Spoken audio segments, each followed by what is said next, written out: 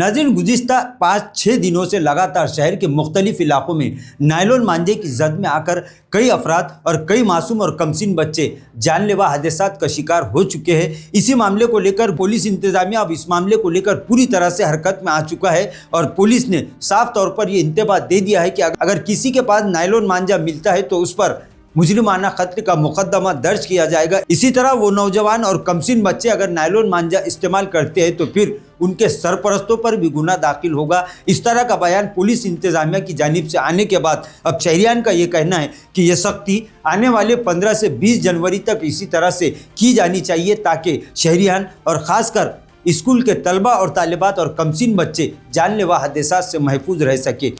सभी पतंग विक्रेता दुकानदारों से गुजारिश की जाती है, अपनी दुकान पर पतंग के साथ जो मांझा बिक्री होता है वो सादा कॉटन का धागा होना चाहिए। जो बैन किया गया है वो बैन किया गया मांझा धागा जो समाज के जनजीवन के लिए घातक है, ये कोई अपनी दुकान से बिक्री नहीं करेगा।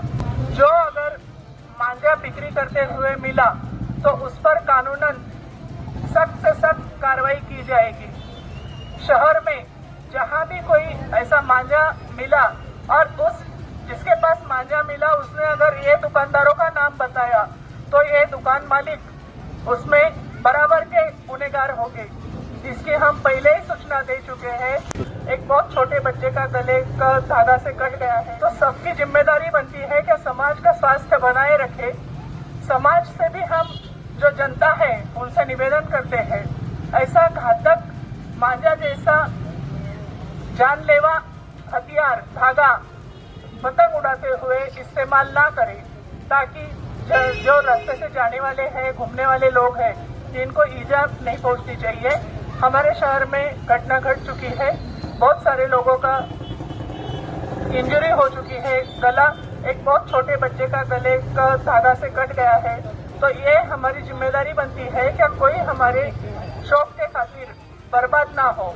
हम सभी से गुजारिश करते हैं कि आप हमें सहयोग करें, समाज स्वास्थ्य रखने में आपका भी हिस्सा होना जरूरी है। धन्यवाद।